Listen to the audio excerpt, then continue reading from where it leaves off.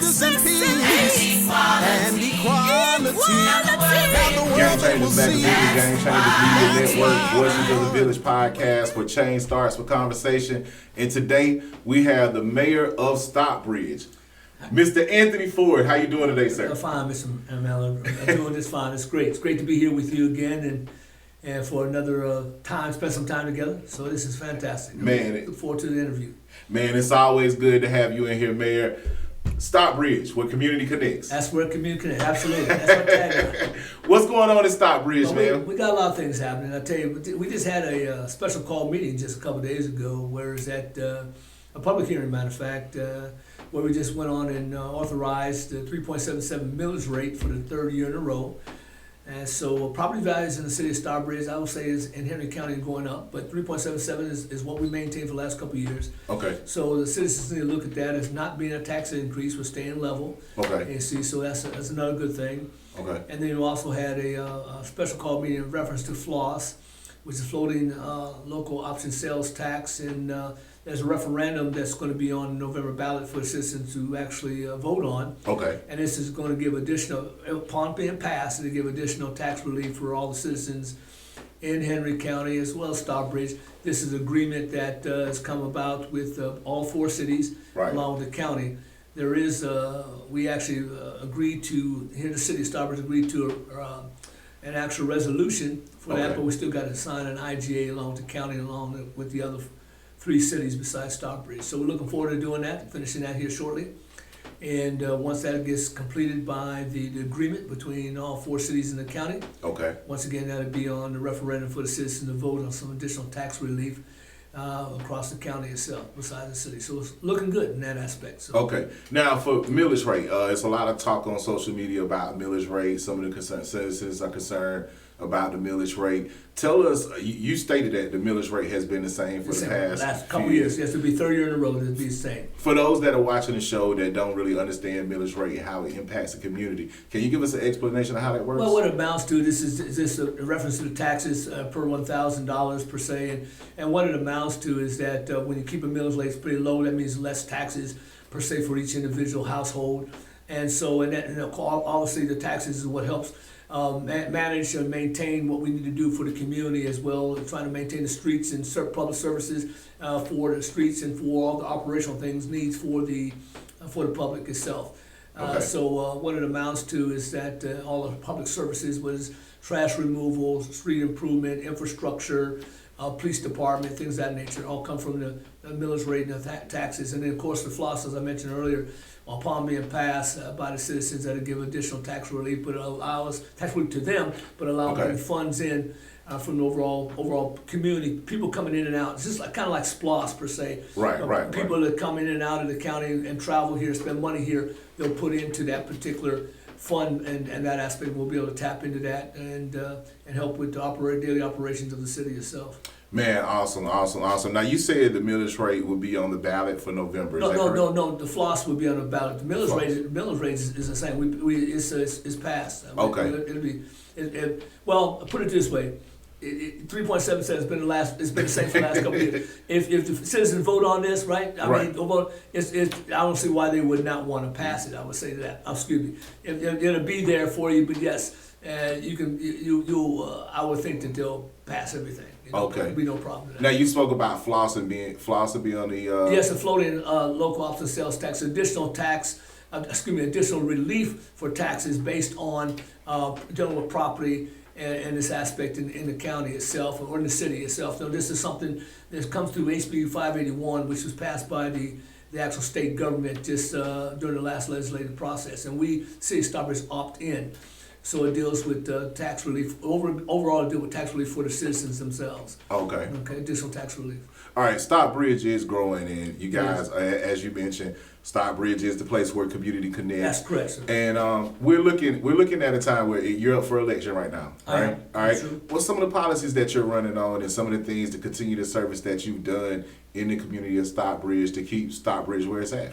Well, once again, one of the things that we're done, of course, once again, 3.77 millage rate, the floss piece that we're looking for the citizens to agree to and approve and give additional tax relief. Okay. Besides that, what the city of Stockbridge did during the first quarter years is homestead exemptions. Okay. You see, so and a lot of citizens took advantage of homestead exemptions, and say for instance that if you own a home, all right, it's $10,000 relief for there. If you're over 65, it's another $15,000, and if you happen to have a septic tank, that's another $10,000 as well. Okay. If you have the septic tank, see, so it'll be good. So what it amounts to, you actually max out at 25,000 is what it amounts to. You can't get any more than 25,000 Right. tax relief for all those. But what it amounts to is that you would. It's helpful in the sense to for individuals to sign up and apply for the homestead exemption tax relief, and that way it'd be helpful for the citizens in the area. Now, I will tell you, we're going to open that back up in January, from January to January 1st to March 31st next year. Citizens will be able to, if they haven't already applied, will be able to apply for that again, and look for those additional tax relief for that. Awesome. And now, you guys, Vystar Amphitheater, great addition to the Yes. Stockbridge platform. That's correct. Vystar. Now, tell us about Vystar, because you guys have had community citizens come aboard talking about Vystar Amphitheater and some of the pros and cons of Vystar, and not just the name Vystar, but the Stockbridge Amphitheater in itself. Tell us what happened. Why are citizens pushing back, and why are some citizens for it? What's the misconstrued message? Well, let me say this: Vystar Credit Union is a major sponsor. Okay. And there's actually a 4-year contract that we signed off on. It's been signed off on. Okay. For that. So roughly over a 4-year period, they will actually be a major sponsor over a 4-year period. It's a little over $1 million. Okay. Would be for that they would give to the operational aspect of the amphitheater itself. Okay. So it's Vystar Amphitheater at the bridge now for the next couple of years, and then I think the last three years, a third and fourth year, to be Vystar Amphitheater by the agreement in this aspect. So that's very helpful to the operational standpoint of the amphitheater itself. Now, of course, we are in our 4th full season. Okay. So it's like a transition season going on now in reference to the management and how we manage everything. Right. But one great thing that has also occurred here this month, August of this month, deals with the fact that we paid it off. Wow. We paid it off, and so this month we paid off the amphitheater itself at $22.5 million. Awesome. It's been paid off, and that came by some good financial advice from our actual individual that gave us the good financial advice that we had initially. Okay. And this came from SPLOST funding. Okay. SPLOST funding, along with a low interest bond issue that we had of 1.3%, and then we had some money out of roughly $5 million out of fund balance to help operate this or help finance this. Okay. So it has been talk about $32+ million and things of that nature has been going on. That has nothing. That's operational. It had nothing to do with the way we went on. It had nothing to do with Vystar, but it had nothing to do with how we funded the amphitheater in the first place when we actually had it built. Right. Once again, that was SPLOST money funds that citizens and people moving in and out, coming in and out of the city. Spending money here in the city or in the county. Okay. We got a certain percentage of the SPLOST funds, that we had to share with the county and the other 3 cities. Okay. So our amphitheater, $22.5 million, paid off this month in August. Okay. SPLOST funds, all right, along with a low interest bond that we took out at 1.3% some years ago. Okay. And there's some fund balance. Okay. That we had to pay the amphitheater off. And H.J. Russell and Company was actually the individuals that constructed it for us, and TSW were the architects. And so H.J. Russell and Company, of course, a minority and black-owned company, headquartered right here in the Atlanta metro area. Okay. And so that completed that. Now all the controversy of the conversation about the $32 million and things of that nature, that goes from the last operational for the last couple of years. Okay. Is what that deals with. And that deals with the fact that we had great acts, great entertainment to come through. and we had to pay for and fund that. Okay. And what that really entailed is that it's unfortunate, but what that entailed is that funds were taken from one particular pot of money and transferred to another pot of money to fund the operational aspect of the amphitheater. And when that was done, it was not cleared, it was not officially approved by the council. We had to do a budget amendment. Right. So a budget amendment did not come before the council for actual official approval. Gotcha. That's how that occurred. Now we've here recently have made some adjustments and back on track, made some adjustments into the budget aspect, and made all the adjustments we need to make everything proper in reference to the budget. And of course, obviously, this particular issue of not coming to the council for approval won't happen again. Right. All right. And so we're moving on through the transition period, and we're moving forward the rest of the season itself. And we, like I said, we made those appropriate adjustments that is necessary. Right. But some folks may have an idea and thought process that someone took some money somehow or pocketed some money. Yeah. No, that's not the case. What is happening? We transfer money from one account once again to another account without the formal approval of the council understanding this and say yay or nay. Is what has occurred. But we made the adjustments. Adjustments, so we're moving forward. And actually what we also have to do in a sense is that as we end this particular season, we'll have to also put an RFP out there and look forward to having another company come in or individual company come in to manage the amphitheater once again as we swing around to the 2026, 2027 out years of the concert season. Right now we're managing it internally with our own internal staff. But that's a transition period to take us to the end of this calendar year. That's going to be end of this concert season. And we have roughly, I think, 4 more concerts left before we end the season. Man, that's awesome, man. How do you feel like the amphitheater is impacting the economic development of the city of Stockbridge? And what is it doing for us? That's the key.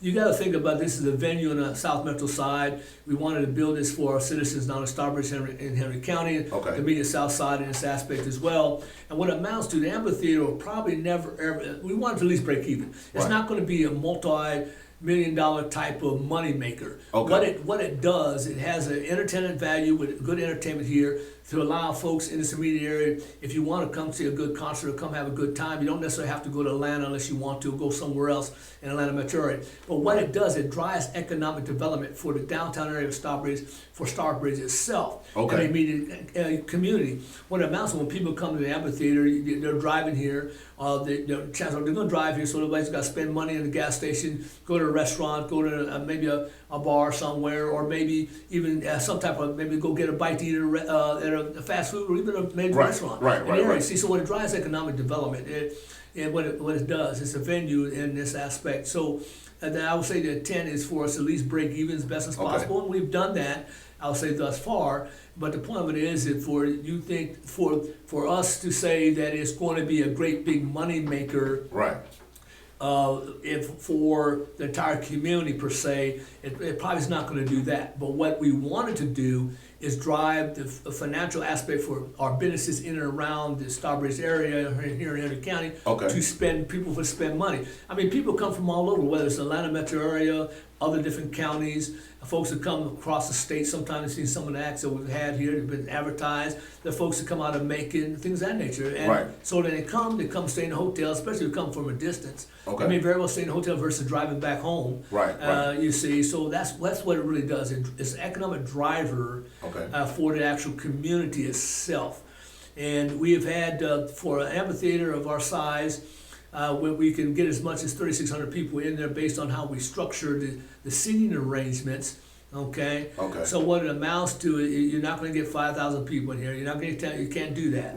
But it is a more intimate setting because if there's not a bad seat in the house, and people can see clearly, and now that we've paid it off and it's no more, we're debt free on amphitheater. Now we just got to maintain it. Maintain it just like you got to maintain your house, your home, your body, your business. You just have to maintain it, you see, and continue to have good acts. And I think over the course of time, the majority of people in the immediate area will enjoy what acts we have here, and the convenience it is to come to the amphitheater and see a good show and stay in the immediate area and not have to travel so far. Now, as we see, I'm looking on the Stockbridge government city page, Facebook, Instagram. You guys are driving a lot of business to the city of Stockbridge. Ribbon cuttings, grand openings happening. I mean, almost weekly. I believe you guys are like every week opening up a new business. How has the Vystar Amphitheater impacted business growth and driving businesses to open up business in the city of Stockbridge? Well, I'd say that they've done so. They actually have they're on the Eagles Parkway. Okay. So they're a company that has been advertising and been working with a lot of veterans. It's a kind of veteran base. They work with a lot of veterans, but they also have other civilians that can be part of the Vystar itself, the business, and the type of things that at the credit union, the kind of things that they offer. And so they have good programs and relate with the community. They do a lot of things with the city of Stockbridge. Besides the amphitheater, they sponsor a lot of our city events, which citizens come to on a continual basis. So they've been pretty stellar in the community itself, and they're growing. And it's fairly new to the state of Georgia, but we're really happy that they chose Stockbridge as one of the premier locations in the area. So it's worked. I think the relationship is working very well. And look forward to continue a partnership with them over the course of the years. Oh, okay. But yes, we are growing.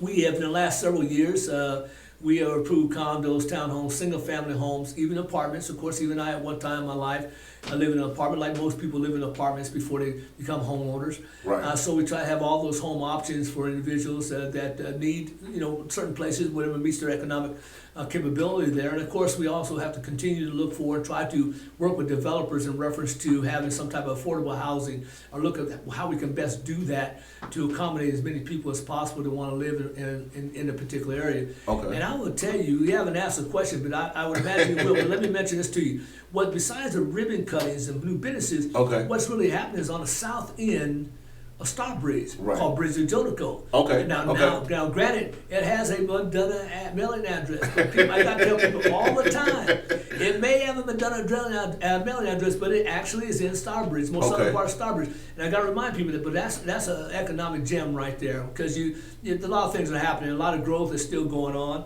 Of course, you got the Costco is there, and they started to kick things off getting there. We got the two-story Chick-fil-A. Sprouts is there. You got Starbucks and Whataburger and Five Guys, and we're looking for some other top-end restaurants that are scheduled to come as well. Okay. You got single-family housings that are being built. A lot of green spaces coming with those single-family housing, walkable communities, condos. There's also apartments for seniors and themselves that are coming to that to Bridge of Jodeco. Okay. And believe it or not, because we are growing, I will tell you this, a little something here for you. Since we are growing and we have our police department has to protect and serve our community, we actually are going to have a police substation. At Bridge of Jodeco as well, right next to Sprouts. All right. So otherwise, when folks are out there shopping or eating or relaxing, enjoying their life, and or people that are actually living right there, that we will have our police presence there on a daily basis here shortly, because the substation will be right there as well. And of course, there'll be a camera type, a flock camera type network to locate and keep track of what's going on. You see, and that's in the bridges at Bridge of Jodeco. It's coming. Okay. So I just want to mention that is that because that place is growing, but we know that we have an obligation to protect and serve our community. Right. We are going to set up. We worked it out with the actual developer.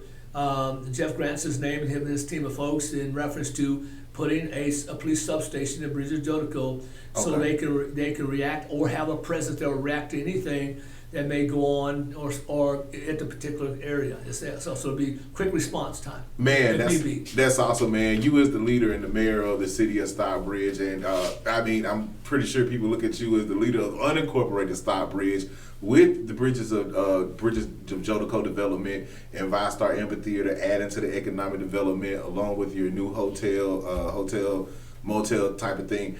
What type of benefits is the city doing to give back? Because you mentioned earlier that SPLOST and FLOST and all these other taxes, they help formulate, taxpayers' money to go towards these venues and everything. How are you guys giving back to the community? Like, you guys having like free concerts, free what type of things are going on? Because Stockbridge is what Community Connects. Community Connects, absolutely. And yes, we do. Matter of fact, it's on the website right now. September 27th will be our third free concert of the season. Okay. This coming up, and we're focusing on trying to make sure that citizens of Stockbridge have the first rights to get seats for that. Okay. All right. And then once that happens, that time frame, and then we'll span it out for other individuals in the county or the immediate area to come for a concert.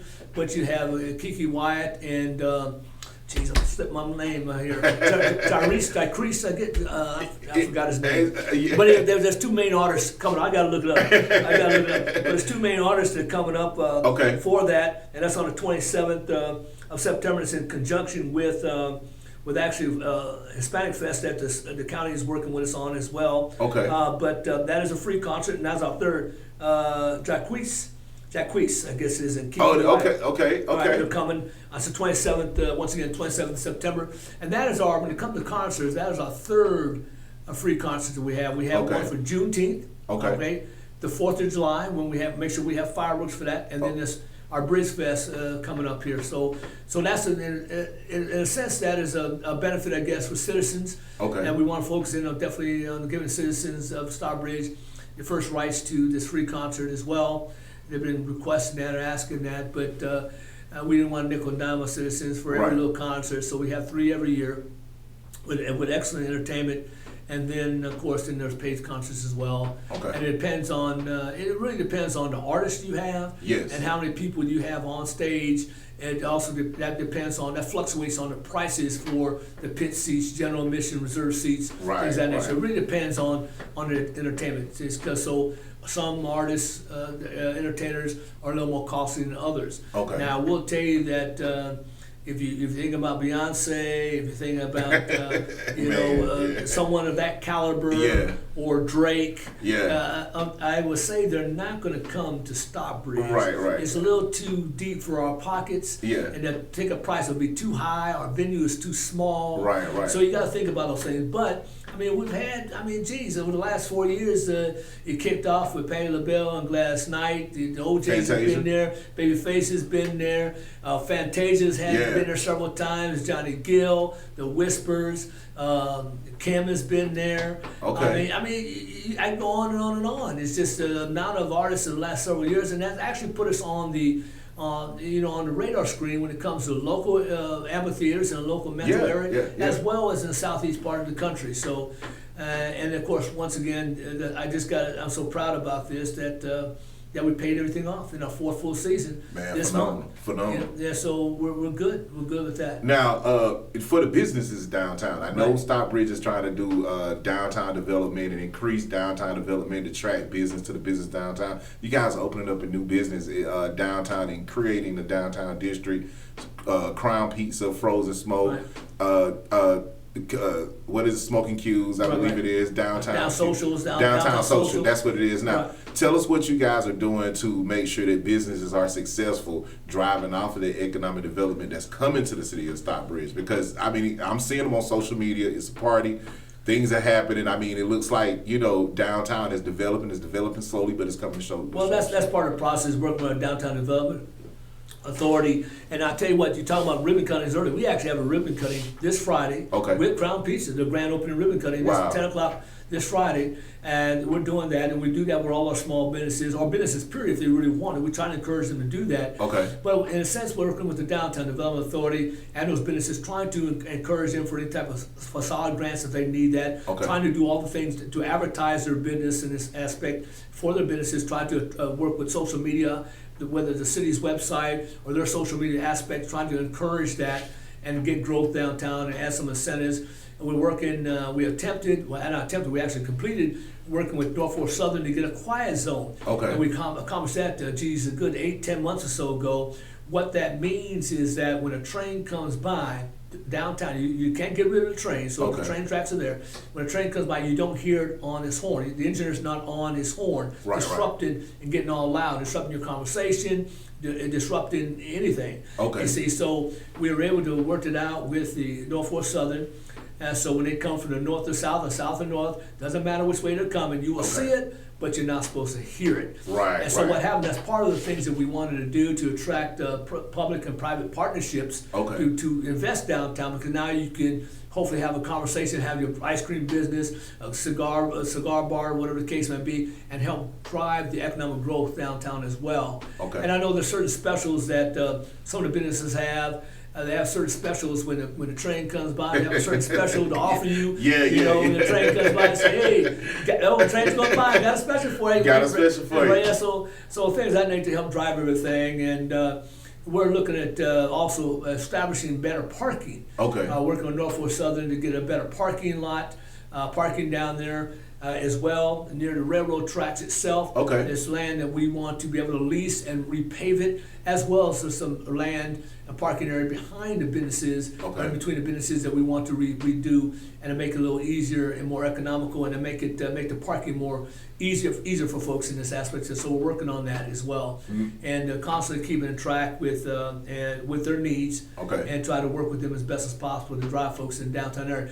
You see, the amphitheater itself was phase one of multi-phase operation. Livable Centers Initiative.